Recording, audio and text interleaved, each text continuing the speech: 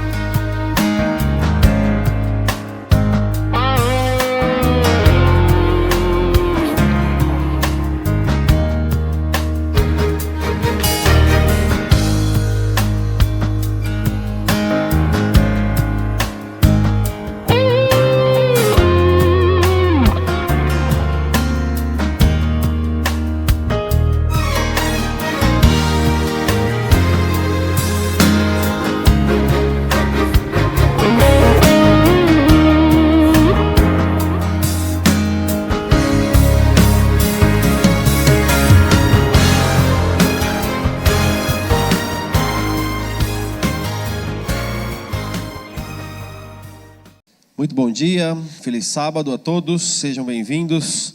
Aqui é a igreja do Colégio Adventista de Blumenau. Muito bom, todo sábado a gente está aqui reunidos para louvar e agradecer o nome de Deus. Quero desejar também as boas-vindas para você que nos assiste em casa, que você possa se sentir também acolhido e bem-vindo aqui no nosso meio.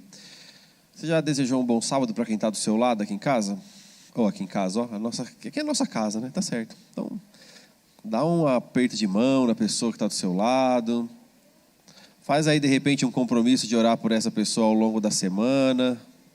Eu estou vendo pessoas lá atrás que estão sem ninguém para cumprimentar. Vou pedir para o Pedro me ajudar ali, Pedro. Cumprimentar aquele pessoal ali do canto ali, ó. Desejando a eles as boas-vindas, que eles possam se sentir acolhidos. Bem-vindos aqui no nosso meio. Quero convidar você para a gente ler agora a nossa declaração de identidade. Vamos ler juntos? Nós, Igreja Adventista do Sétimo Dia do CAB, somos uma comunidade de fé cheia de graça, com o objetivo de crescer continuamente à imagem de Cristo. Queremos viver imersos nas Escrituras, constantes na oração, alegres na adoração, generosos em doar, chamados e comprometidos em servir aqueles que necessitam de um toque de Deus. Amém. Que essa seja a nossa realidade, que seja a verdade da nossa igreja, que a gente possa ser esse toque de Deus na vida de muitas pessoas que assim precisam receber. Quero ler para você um versículo da Bíblia, para a gente poder fazer uma oração no início desse culto. E diz assim: do Senhor é a terra e tudo que nela existe, o mundo e os que nele vivem. Pois foi Ele quem a estabeleceu sobre os mares e a firmou sobre as águas. Quem poderá subir ao monte do Senhor? Quem poderá entrar no seu lugar santo? Aquele que tem as mãos limpas e o coração puro, que não reconhece aos ídolos nem jura por falsos deuses. Ele receberá bênçãos do Senhor, e Deus, o seu Salvador, lhe fará justiça. São assim aqueles que o buscam, que buscam a tua face, ó Deus de Jacó. E continua: abram-se, ó portais, abram-se, ó portas antigas, para que entre o Rei da Glória. E quem é o Rei da Glória? O Rei da Glória é o Senhor forte e valente, o Senhor valente nas guerras. Abram-se, ó portais, abram-se, ó portas antigas, para que o Rei da Glória entre. E quem é o Rei da Glória? O Senhor dos Exércitos. Ele é o Rei da Glória. Nessa manhã de sábado nós viemos aqui para tão somente adorar o Rei da Glória. Que o nosso coração, os nossos pensamentos possam estar ligados a Jesus Cristo. E que você possa sair daqui nessa manhã abençoado por Ele, melhor do que você chegou. Feche seus olhos, vamos falar com Deus. Obrigado, Senhor, pelas suas bênçãos. Louvamos o teu nome por esse sábado e louvamos o teu nome por essa comunidade também. Queremos agora, Senhor, suplicar e pedir a tua santa presença nesse culto. Que o Senhor possa aceitar, por favor, o nosso louvor, a nossa adoração. Em nome de Cristo Jesus que nós oramos e agradecemos. Amém.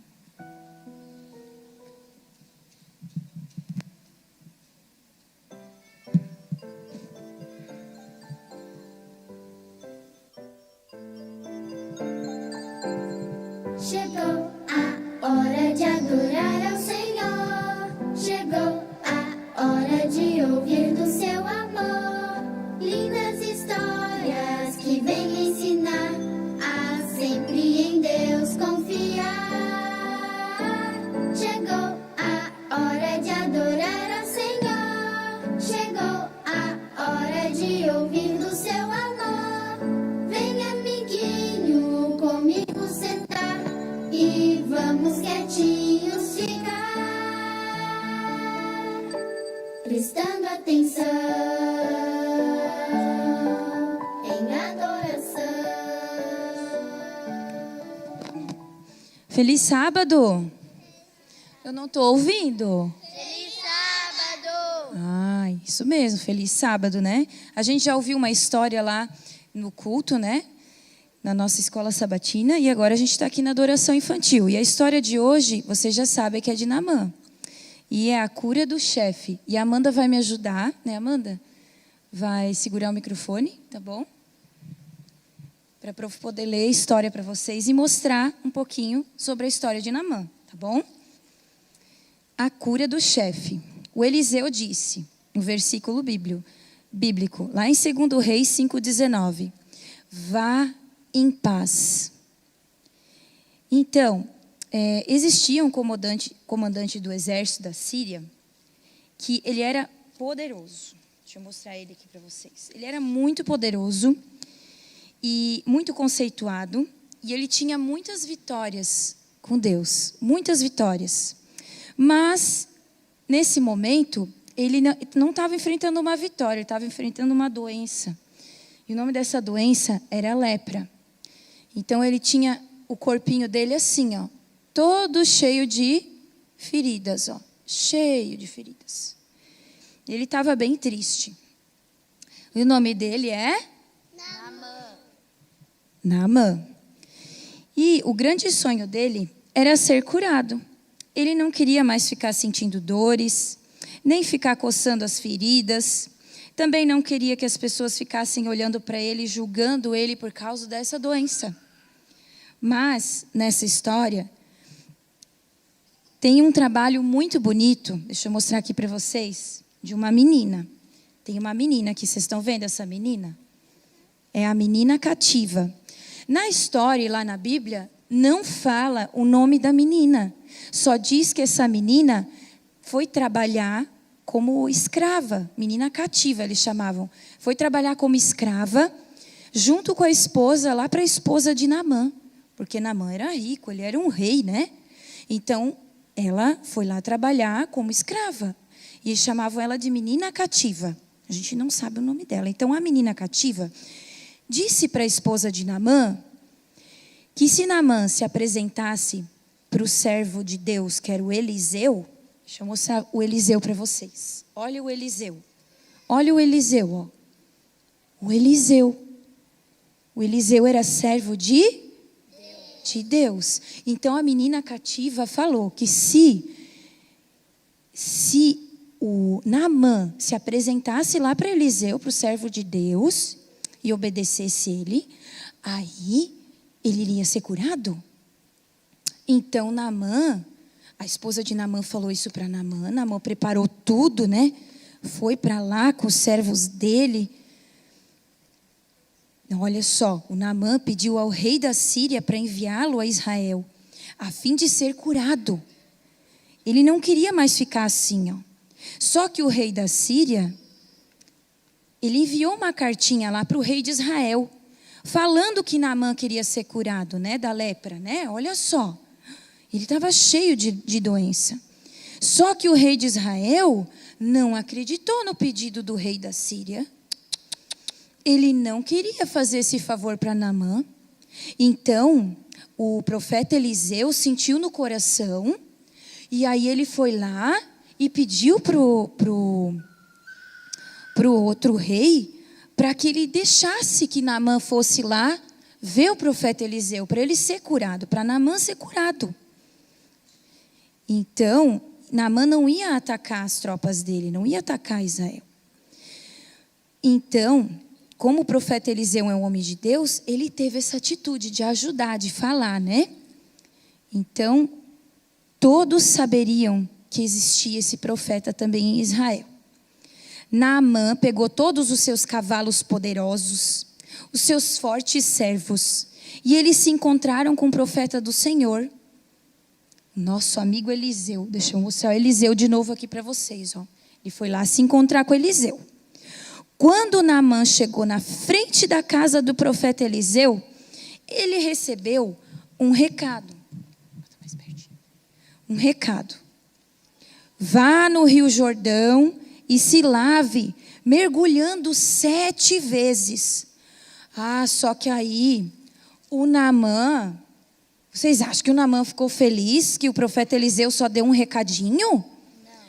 Ele não ficou feliz, porque ele achava que o profeta Eliseu ia se apresentar para o Naamã, ia ter assim uma pompa, ia receber ele cheio de ouro, cheio de coisa lá. Mas o profeta Eliseu só mandou avisar que o Naamã tinha que mergulhar lá no rio 7 vezes. E o Naamã ficou chateado. Ficou chateado.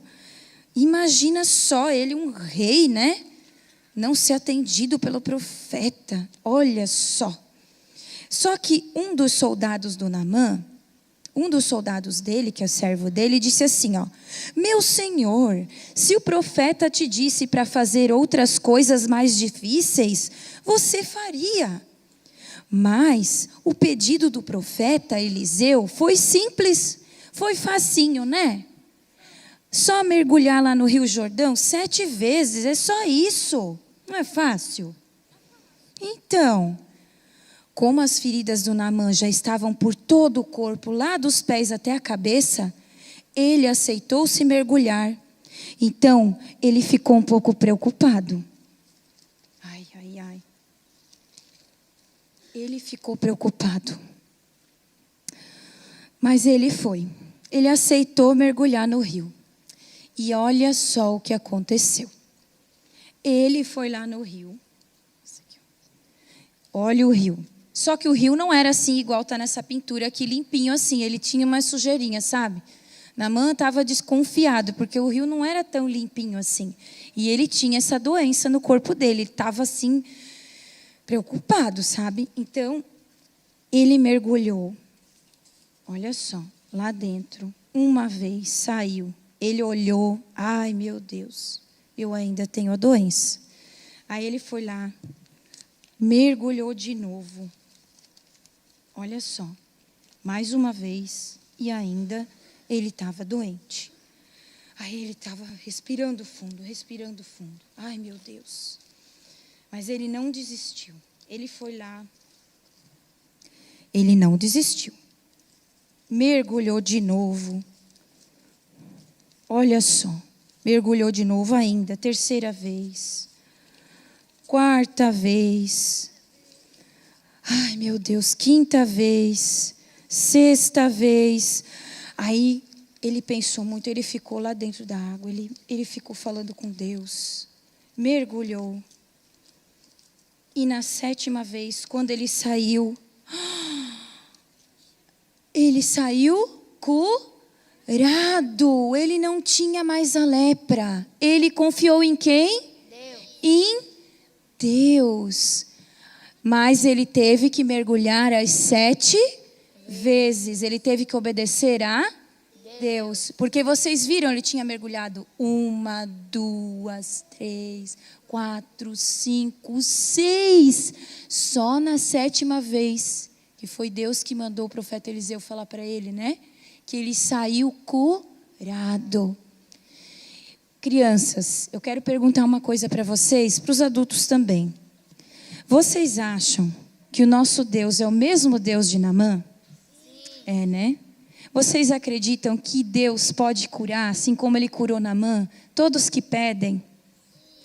E que a gente também pode ser como a menina cativa, falando de Jesus, falando de Deus para as pessoas? A gente pode, né? Não é tão maravilhoso a gente dar essa novidade para alguém? Então a gente vai fazer uma oração agora bem bonita, pedindo para Deus, para que a gente consiga falar de Jesus, falar de Deus para as pessoas. Vamos fazer? Quem vai me ajudar a fazer a oração? Como é que a gente faz? Oração.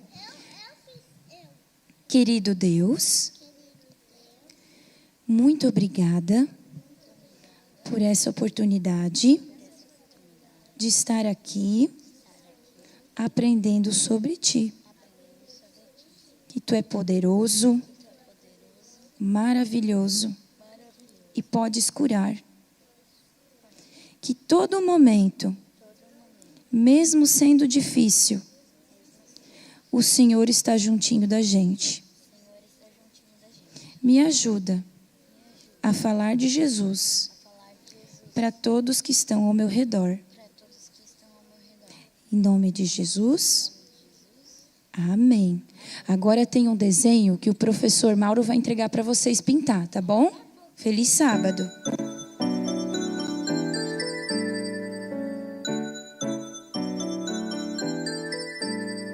Agora vamos em família adorar Deus e aprender do seu amor.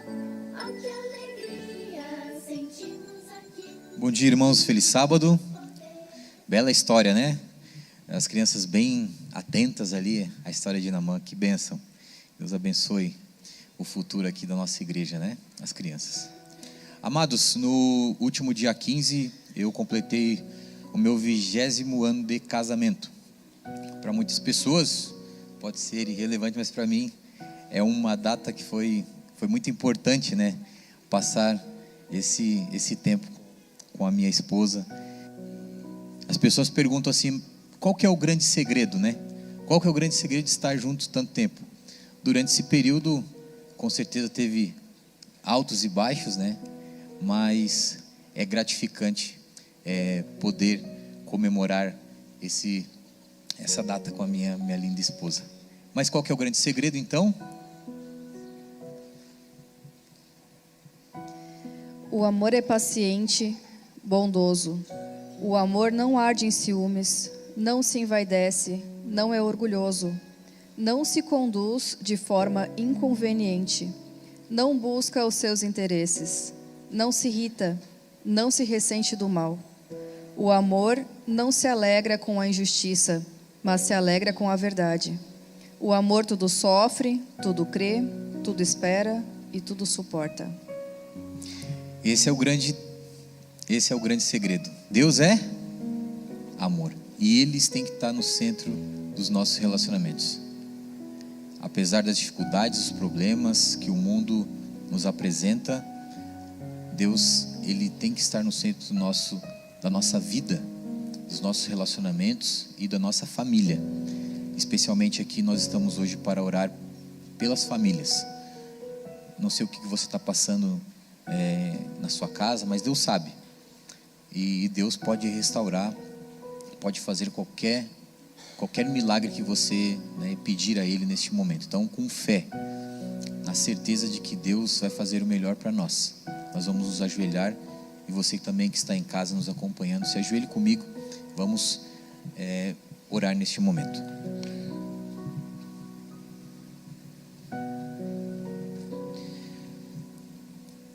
Grandioso Deus e amado Pai, neste momento nos encontramos com os nossos joelhos dobrados, humildemente, primeiro agradecendo porque Tu é bom e a Tua misericórdia se renovou em nossa vida neste sábado. Obrigado porque o Senhor tem nos abençoado grandemente, tem nos cuidado, nos protegido, e apesar dos problemas desse mundo, o Senhor tem apresentado a Tua palavra e nos chamado ao arrependimento. Nós temos desafios em nossas famílias, pessoas que conhecemos em nossa própria família. O Senhor conhece e sonda cada coração. Por isso nós queremos, ó Senhor, entregar todas as famílias em Tuas mãos. Nós sabemos que o inimigo tem atacado essa instituição que o Senhor colocou no Éden. A única coisa que temos hoje do Éden é em nossas famílias e também o sábado. Por isso o inimigo tem atacado tanto. Mas, por favor, Pai, queremos colocar a nossa vida nas Tuas mãos. Que a base, que o centro possa ser Jesus Cristo, possa ser o amor de Jesus Cristo. Que a gente venha, Senhor Deus, a nos entregar a cada dia mais. E assim, Senhor Deus, caminhar juntos até a Canaã Celestial, até a Tua volta. Por favor, seja com cada problema, cada dificuldade, restaura, aperfeiçoa. E que um dia todos nós possamos ser uma única e grande família, Te adorando e Te louvando até a eternidade. Essas bênçãos nós Te pedimos e Te agradecemos, nos méritos de Cristo Jesus, nosso Senhor e Salvador. Amém, Pai.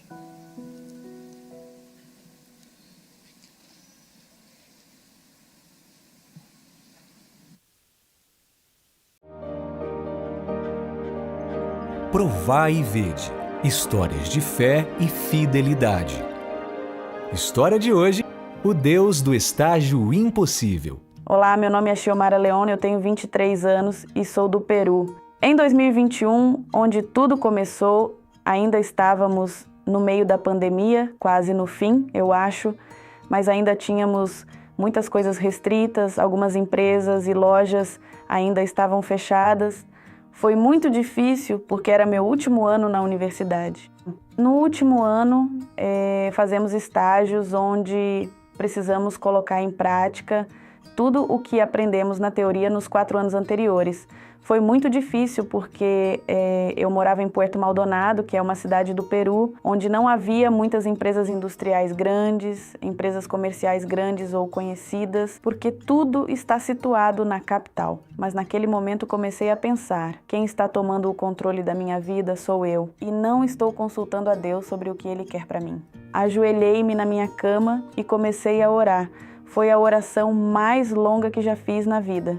Eu disse: Deus, eu preciso que Tu tomes o controle da minha vida, eu quero dar os passos que Tu me indicas, eu quero chegar ao lugar onde Tu me digas. A oração durou uns 20 minutos, meia hora, acho.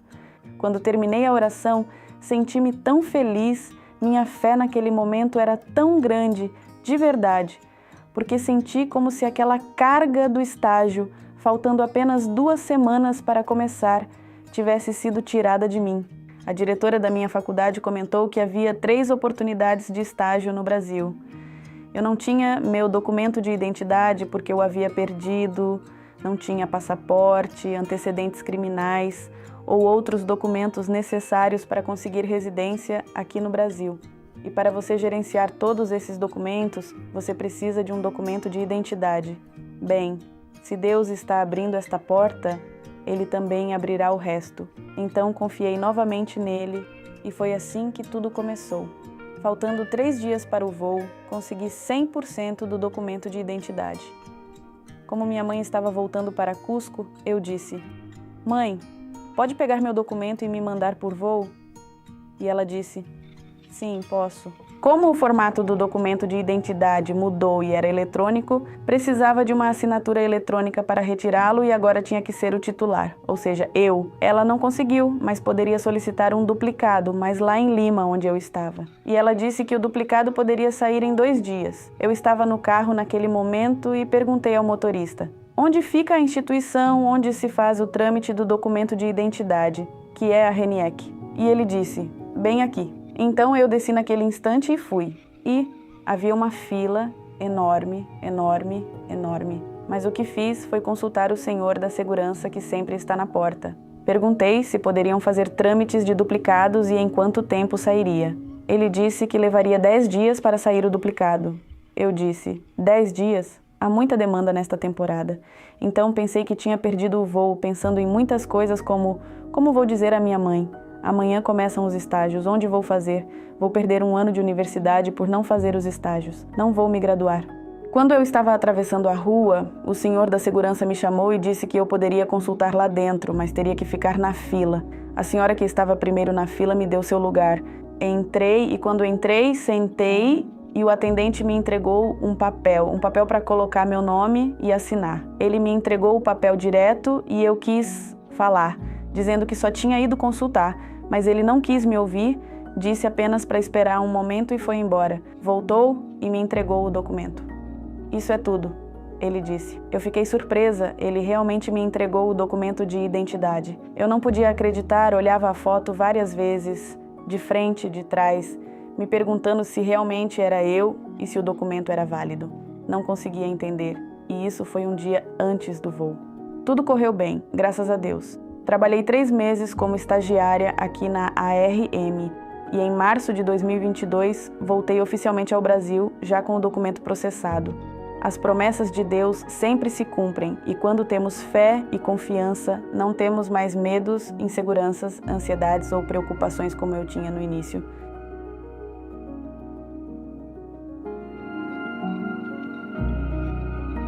Agora chegou a hora de adorarmos juntos, através dos dízimos e ofertas.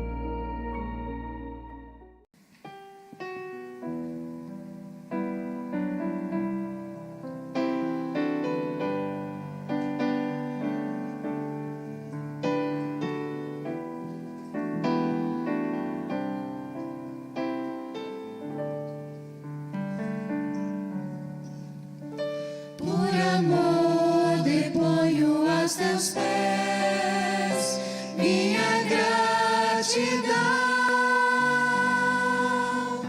Meu louvor a ti eu renderei de todo o coração. Meus talentos, minha oração, minha fé, meus dons, graças dou, pois tudo vem de ti, Jesus mantenedor.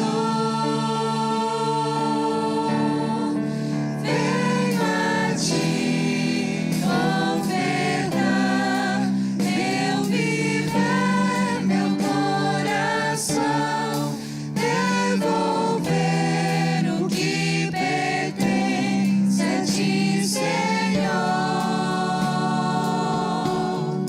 Mesmo sem eu merecer, peço a Deus o teu perdão, tua paz, o teu amor e salvação.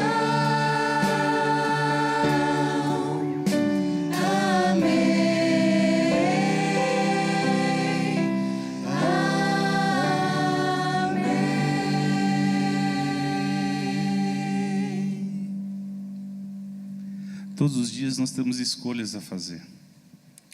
E talvez se dependesse da nossa vontade, as nossas escolhas seriam as piores possíveis. Mas uma vez que nós temos a Cristo, nós não dependemos mais da nossa vontade. O amor que a gente sente por Ele, Ele toma o nosso ser de forma com que nós nos colocamos no centro da vontade dEle. E é por isso que nós somos vencedores a cada dia. Cante com a gente essa música, entoe no seu coração.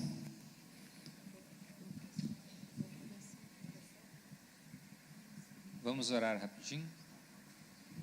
Querido Deus, amado Pai, obrigado, Senhor, por esse momento de louvor que tivemos, por esses dízimos e ofertas que estão aqui presentes, que o Senhor possa abençoá-los e dar graças a quem fará proveito deste dinheiro, Pai. Que o Senhor possa estar à frente de tudo e que as mãos humanas possam ser tocadas por Ti. É isso que te pedimos, agradecemos, em nome por amor de Jesus. Amém. Agora sim. Vencedores cada dia.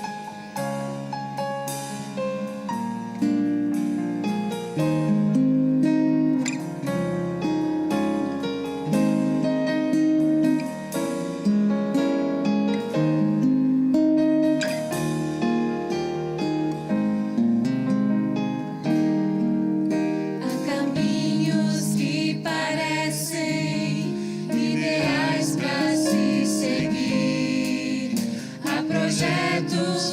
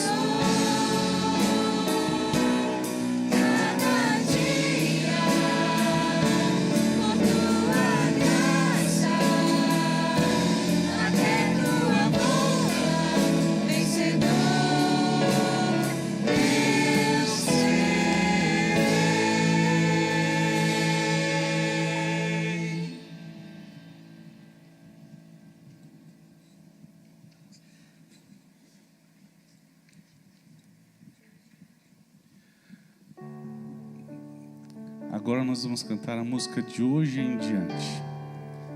Nós escolhemos viver com Jesus, ter uma vida com Ele. Une-se em espírito e coloque-se diante dEle.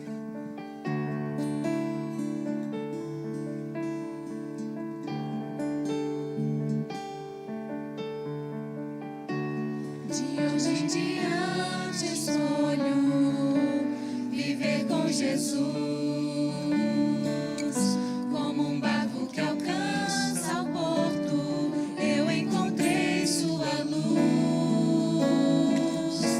De hoje em diante escolho amar, pois eu tenho paz e só Jesus pode dar. De hoje em diante, Senhor do universo, és minha esperança, santifica os propósitos do meu coração. Contigo ao meu lado, não tenho mais o que temer, pois tu és a razão do meu viver. Acima de tudo escolho viver com Jesus, em resposta ao grande preço que já foi pago na cruz. Eu sigo os teus passos pra não me perder. Descobri que és minha razão de viver. De hoje em diante, Senhor do universo, és minha esperança, santifica os propósitos do meu coração. Contigo ao meu lado, não tenho mais o que temer, pois tu és a razão do meu viver. Senhor do universo, és minha esperança, santifica os propósitos do meu coração. Contigo ao meu lado, não tenho mais o que temer, mas tu és a razão do meu viver. Tu és a razão do meu viver. Pois tu és a razão do meu viver.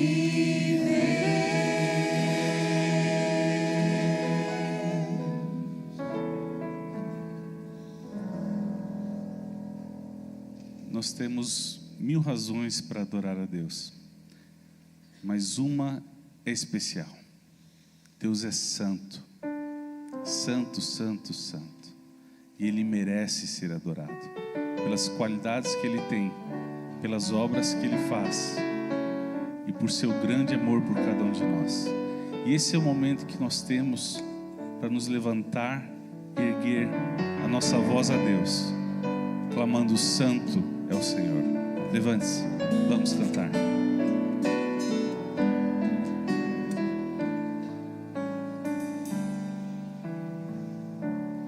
Com minha alma e meu ser, eu irei cantar. Santo é o teu nome, Pai. Como nunca cantei, vou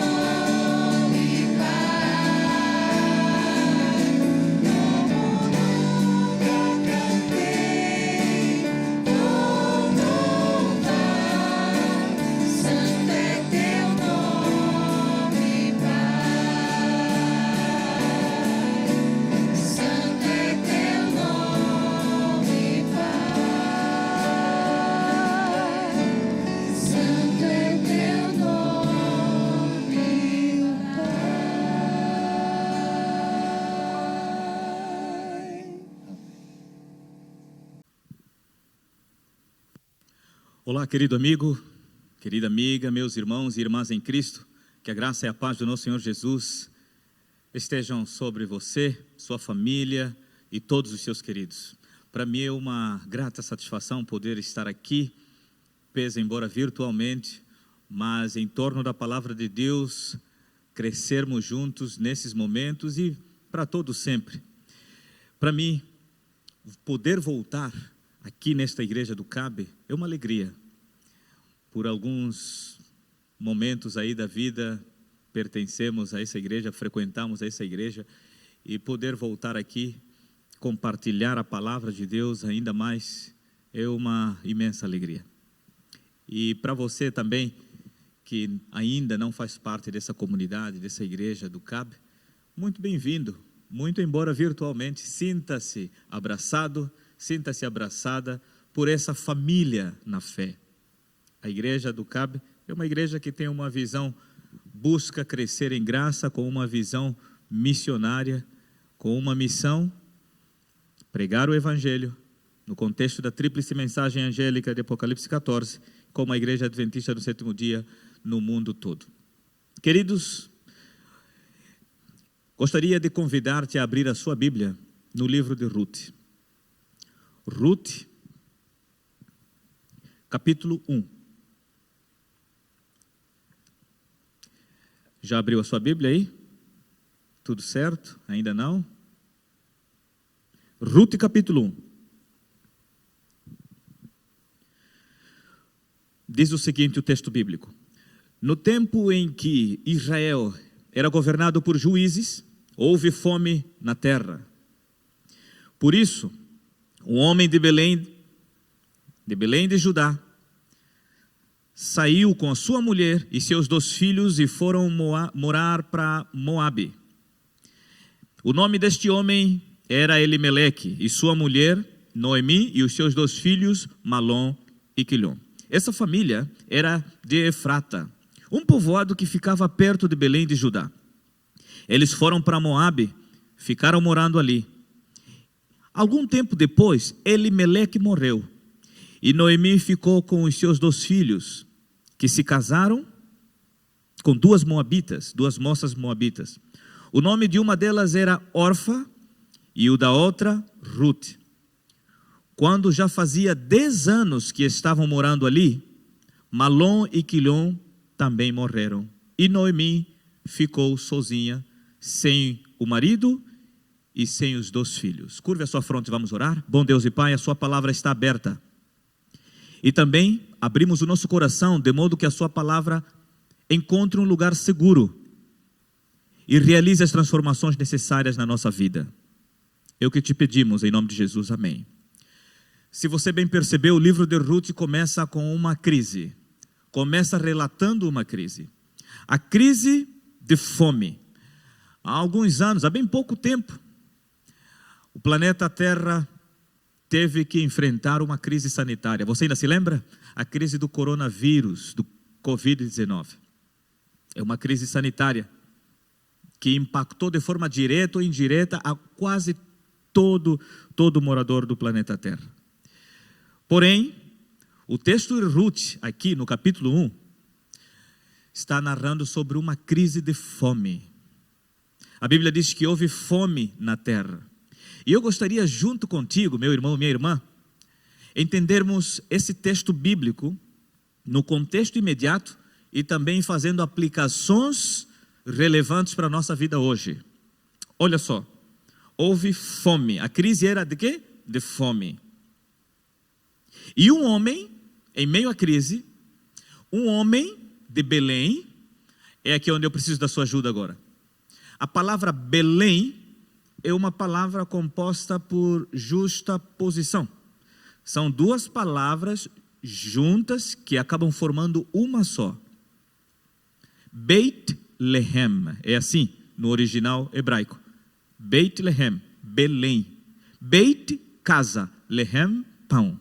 Então, olha só, houve fome na terra, ou naquele país.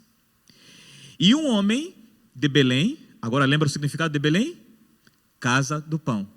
Um homem de Belém, um homem da casa do pão, saiu para procurar pão. E foi para onde? Lembra o texto bíblico? Foi procurar pão em Moabe. Moabe era a terra dos inimigos dos filhos de Deus. Já parou para pensar nisso? Que ironia, que incoerência, que paradoxo. O homem, em meio à crise, tomou uma decisão de ir buscar pão onde não tinha pão. Na verdade, com este homem nós podemos aprender uma grande lição. Em meio às crises, normalmente, nós nos movemos para buscar solução. Porém, preste bem atenção, geralmente as crises não nos empurram para uma direção. As crises geralmente apenas revelam a direção em que nós já estávamos caminhando. E às vezes nós buscamos resolver os problemas, causando outros problemas, tal como fez aqui Elimeleque. Mas por que ele tomou essa decisão? Vamos acompanhando o relato bíblico e nós vamos entender as possíveis causas da decisão errada deste homem. Tem mais algumas outras curiosidades. Primeiro, este homem de Belém, de Judá, o homem que morava na casa do pão, ele era da casa do pão até hoje. Belém é uma cidade mundialmente conhecida como a cidade do pão. E ele, em meio à crise da fome, vai procurar pão onde não tem pão. E o que acontece? Chegando lá, com a sua mulher, como se chama a sua mulher? Lembra o nome da mulher? Noemi. Sabe o que significa Noemi? Doçura. Olha só, que nome lindo, né? Para tu teres uma ideia, na cultura bíblica, os nomes tinham uma influência, uma importância grandiosa na vida, no caráter e até mesmo, talvez, no destino da pessoa. Então, este homem, Elimeleque, ele era casado com Doçura, com a Noemi. E o próprio nome dele também tinha um significado poderoso. Olha só, Elimeleque. Você vai me ajudar nesse momento também. Elimeleque, o que significa Elimeleque? Você lembra de um homem, Deus que se fez homem lá na cruz, clamando, Eli, Eli, lama sabachthani, lembra? Isso, a palavra Eli significa meu Deus. Meleque significa rei. O nome deste homem significava meu Deus é rei. Agora tenta entender comigo o texto bíblico na sua originalidade. Já que você tem noção do significado dos nomes. Nome da cidade, nome do personagem aqui, do homem, e o nome da sua mulher. Este homem, como se chamava? Um homem da casa do pão. Chamava-se quem? Esse homem? O filho do rei, casado com quem? Com a Doçura. Em meio à crise, simplesmente ele sai da casa do pão e vai procurar pão onde não tem pão, levando consigo a sua doçura, que depois a sua vida se tornou também amarga. Você vai ver depois no relato bíblico. Não vamos ter tempo de ler todos os 4 capítulos deste livro, é um livro pequeno, e eu te convido com mais tempo, calma, oração, busque ler este livro de Ruth e tirar as lições importantes para você, deixar o Espírito Santo imprimir as lições que você precisa assimilar em sua vida. O fato aqui é que este homem nos ensina, na verdade a história desse homem nos ensina que se a gente não permanecer na casa do pão, corremos risco de sair da casa do pão, ir procurar pão onde não tem, levar consigo toda a nossa família e, consequentemente, mergulhar a nossa família nas tragédias causadas pelas decisões erradas que nós tomamos. Portanto, cuidemos muito com as decisões que a gente toma. Cuidado com as decisões que eu e você tomamos. Como eu disse, normalmente as crises não nos empurram, apenas revelam a direção em que a gente já está indo. Lembra do tempo do coronavírus? O coronavírus foi uma tragédia. E que bom logo foi controlada essa pandemia, esse vírus, né, foi controlado. Mas você já parou para pensar que em meio à crise, muitas coisas acabaram sendo reveladas? Por exemplo, a crise do coronavírus acabou revelando que muita gente não cuidava bem assim com a higiene, né? Tanto que as pessoas buscavam sempre higienizar as mãos, lavar as mãos, passar álcool em gel, enfim. Por quê? Com medo da crise. Então, as crises geralmente não nos empurram apenas para uma direção, mas revelam a direção em que a gente já está indo. Outra coisa, quando ele chegou lá na terra de Moabe, que é um lugar errado que ele devia ter ido neste momento, chegou lá, ele morreu. Geralmente, uma decisão errada tende a chamar uma outra decisão. Um abismo chama outro abismo. E como se não bastasse a tragédia, os seus 2 filhos que também lá chegaram, casaram com 2 mulheres moabitas, estrangeiras, também morreram. O caos aparentemente se instalou. Talvez esta manhã, ou este momento em que você está ouvindo este sermão, talvez você esteja passando por uma situação crítica. Talvez você esteja sendo vítima de uma crise que se instalou na sua vida, na sua família, no seu serviço, na sua igreja, na sua vizinhança, enfim. E essas crises talvez sejam causadas mesmo por você ou pelos outros, tal como aqui na história do primeiro capítulo de Ruth conta. Existem coisas que nós sofremos, existem tragédias, existem consequências que nós sofremos pelos erros dos outros.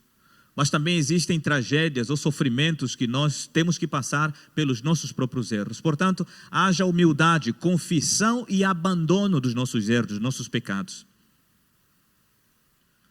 Pelo menos uma coisa ficou bem claro aqui.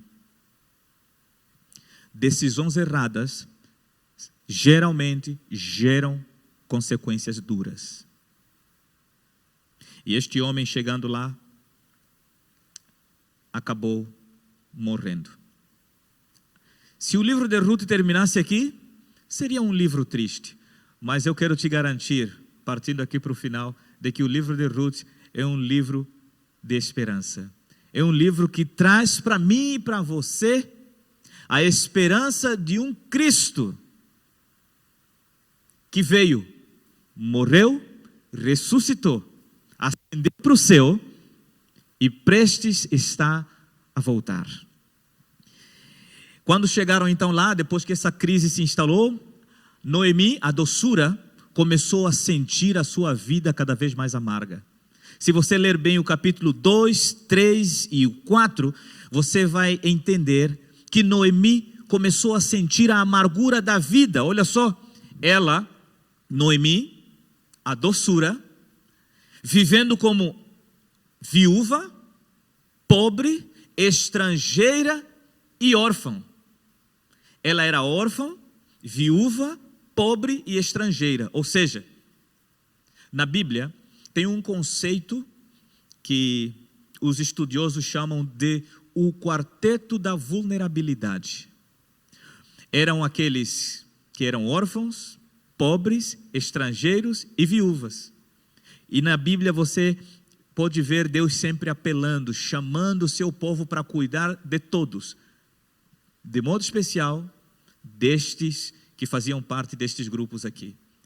Agora você percebe que Noemi, ela sozinha, parece carregando a dificuldade, a dureza da vida do quarteto da vulnerabilidade. Talvez neste momento eu esteja falando para alguém que se sente carregado, carregada, pesaroso, se sente que chegou no fim da picada, como diz o brasileiro, acabou. Esta mensagem é para você. Deus faz tudo novo de novo. Mas você precisa confiar, você precisa se entregar, para que Ele realize novas coisas em sua vida. Tal como Noemi fez aqui. Noemi, em meio à sua amargura, muito provavelmente desprezada por ser pobre, viúva, órfã e estrangeira, lembrando que ela não estava morando em sua própria terra, estava morando na terra dos inimigos do povo de Deus, e ela fazia parte do povo de Deus. Por conta de uma decisão errada tomada lá atrás, uma decisão errada, ela estava sofrendo as consequências da decisão errada que o seu próprio marido tomou. Mas ela ergueu a cabeça, mesmo em meio às suas tragédias, em meio às suas dores, Em meio às suas amarguras, Noemi nos ensina, prezado, prezada, levante a cabeça e tome a decisão de voltar para Belém. Noemi então decidiu voltar. E ela chama as noras, ou as ex-noras, né? Porque os seus filhos já tinham morrido. E ela, ao se despedir das noras, uma das noras, na verdade as duas noras, mostram o desejo de voltar com ela, de estar com ela. Mas ela apelou dizendo, olha, não precisam. Sou eu quem devo voltar. Vocês são daqui. Vocês podem seguir a vida de vocês tranquilo, tá? Tá tudo certo, mas eu preciso voltar. Eu já não tenho mais nada. Noemi chega a dizer que o seu coração se encontrava sem esperança.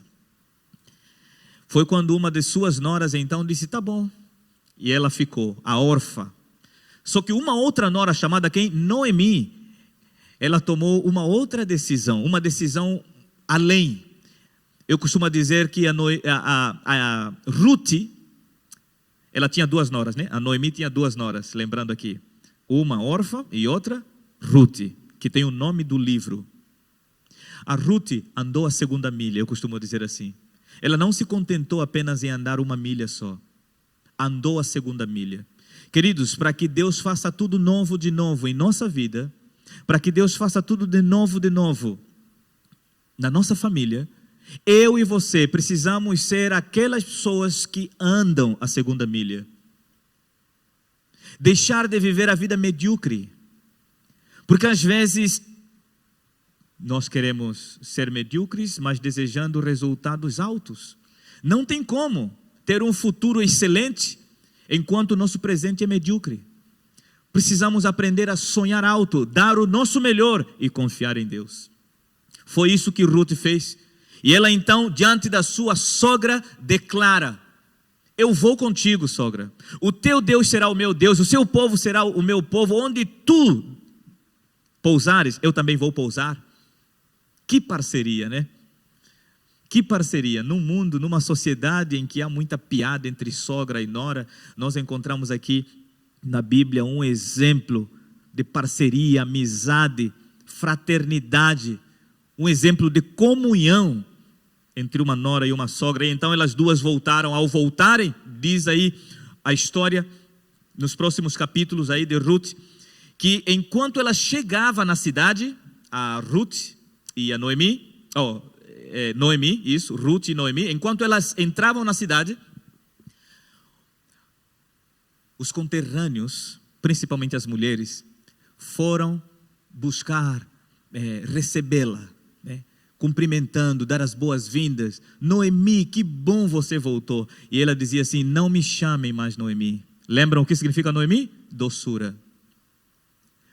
A vida da Noemi estava tão amarga, estava tão acabada, que ela não queria mais que a chamassem de Noemi. Talvez eu esteja falando para você, que neste momento sente que não tem mais esperança, não quero, nem o meu nome, nem as promessas que Deus fez para mim se cumprem mais. Nem o meu nome faz sentido. A minha vida parece não ter mais sentido de existir. Se lembre de uma coisa, que eu estou repetindo desde o começo do sermão. Deus faz tudo novo, de novo, se você permitir. Foi então quando a Noemi, depois que pousou aí na cidade, para recomeçar a vida toda, ela e a sua nora fizeram um plano. A sua nora, vou resumir aqui a história, a sua nora vai colher comida, vai lá numa fazenda para colher grãos e comerem, e lá ela conhece um homem, um jovem rico, possivelmente também bonito, um homem com boa reputação. Acima de tudo, um homem que tinha a presença de Deus. Não é à toa que até estudiosos da Bíblia colocam esse homem como um representante do próprio Jesus Cristo. Esse homem chamava-se Boaz, que acabou casando com a Ruth. Boaz era familiar, era da linhagem de Noemi. E por isso ele tinha o direito de dar sequência, seguir a linhagem, casando com Ruth. E aquela família que praticamente tinha acabado tudo, suas esperanças tinham se esvaído. Sabe o que aconteceu? Deus começou a fazer tudo novo. Eles tiveram um filho. E deste filho nasceu um outro filho. E você já sabe a história, né? Desse filho nasceu um homem chamado Davi. E esse Davi nasceu outros filhos. E dessa linhagem veio Jesus Cristo, o Salvador da humanidade. Deus tirou do pó, do caco, de uma história aparentemente sem esperança. Deus enxerta a esperança e fez tudo novo de novo. Você está sentindo sem esperança? Está sentindo que tudo acabou? Se você tentou e não conseguiu, se você chorou e talvez ninguém mais viu, gritou em meio à aflição e não encontrou alguém que o estendesse a mão, saiba, Deus tudo viu. Como Ele não iria te acolher? Aquele que te criou, quem te fez nascer. Os seus olhos velam por toda a terra, Ele não dorme. Saiba que Deus é Deus. Mesmo quando não te parece, Ele está no controle da história deste mundo. Acima de tudo, está no controle da sua história e da sua vida. E independentemente do que tenha acontecido na sua vida, independentemente das consequências que você esteja enfrentando, esteja passando, dores, aflições, tristezas causados pelos erros dos outros ou talvez mesmo seu, se lembre de uma coisa: em meio às crises, não saia de Belém, não saia da casa do pão, não saia da presença de Deus, em nome de Jesus. Continue mantendo sua comunhão com Deus. Continue sedimentando sua fé em Deus. Continue nutrindo sua esperança em Deus. Este homem, Elimeleque, ele cometeu um erro que eu e você não precisamos, não devemos, não podemos tomar esse erro. Não precisamos. Sabe o quê? Ele precisava de uma solução e foi procurar onde não tem.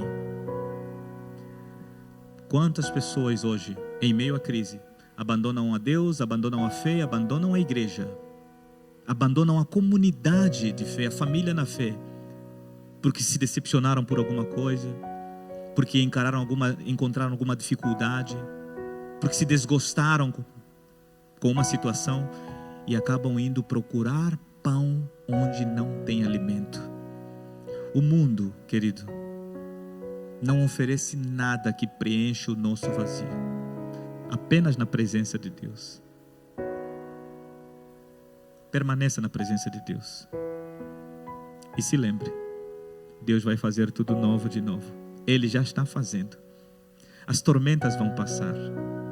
Depois de uma grande tempestade, normalmente vem a bonança. O céu volta a brilhar. O sol volta a clarear. Até lá, permaneça firme. E muito mais do que tempos bons aqui na terra, nós aguardamos tempos eternamente melhores quando Jesus voltar. Permaneça em Belém. Permaneça na presença de Deus. Este é meu desejo e minha oração. Que Deus te abençoe. E se você decide, aceita este convite, este apelo de permanecer em Jesus, através de uma vida de comunhão, orando, estudando a palavra, testemunhando, se você aceita, curve a sua fronte, vamos orar. Se você puder, curve a sua fronte. Amado bom Deus e Pai, obrigado pelas histórias, exemplos de homens e mulheres na Bíblia que nos motivam a viver cada vez mais perto de Ti, que nos motivam a termos uma fé cada vez mais fortalecida em Ti, que nos motivam a vivermos na esperança da breve volta de Jesus. Até lá, Pai, dá-nos força e coragem e não nos deixe desanimar. Ajuda-nos a permanecermos na presença do Senhor. São bênçãos e vitórias que eu te peço. Em nome de Jesus. Amém.